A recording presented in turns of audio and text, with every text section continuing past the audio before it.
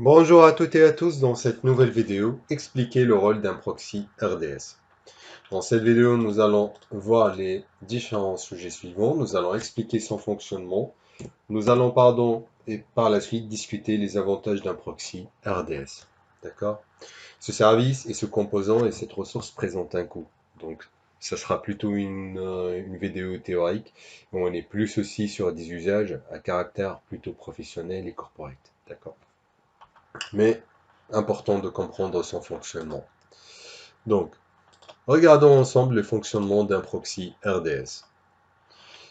Dans une architecture traditionnelle, vous avez une application client où votre application est pointée vers une base de données RDS et la base de données RDS reçoit des informations depuis l'application directement, d'accord, via une connexion directe. Voyons maintenant comment cela fonctionne avec proxy RDS. En commençant avec votre application client qui est désormais directement pointée vers le proxy RDS et les pools RDS proxy et partage derrière les connexions de base de données pour aider avec l'évolutivité des applications et de l'efficacité de base de données. D'accord? La base de données RDS recevra par la suite les informations depuis le proxy RDS. C'est donc généralement ainsi que fonctionne le proxy. C'est une notion de fonctionnement standard. Et le proxy RDS s'intègre aussi dans ce fonctionnement-là. Il sert de middleware, en fait, d'intermédiaire entre votre application client et votre base de données pour une meilleure évolutivité et efficacité à travers la gestion de pools de ressources RDS. D'accord? Discutons maintenant ensemble des avantages d'un proxy RDS et ils sont nombreux. D'accord?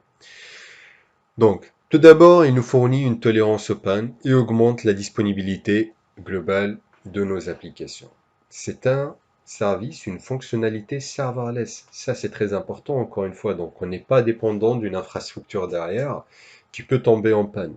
C'est un composant aussi qui s'adapte automatiquement à notre charge de travail grâce à la mise en commun et au partage de connexions aux bases de données. Alors disons que vous avez par exemple des requêtes qui sont directement acheminées vers votre proxy RDS. Le proxy regroupe ensuite et partage des connexions avec la base de données disponible pour vous assurer que vos informations persistent comme vous vous en doutez. D'accord?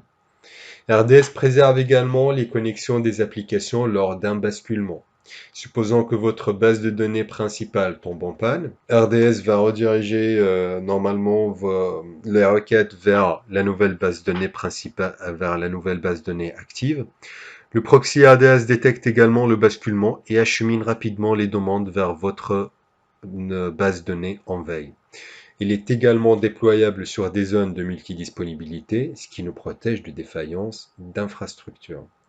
Le basculement pour un proxy RDS est plus rapide et peut aller jusqu'à 66% plus rapide que le RDS classique en termes de basculement. Donc on gagne en termes de disponibilité et on gagne quelques minutes ou quelques secondes très importantes pour un service de production.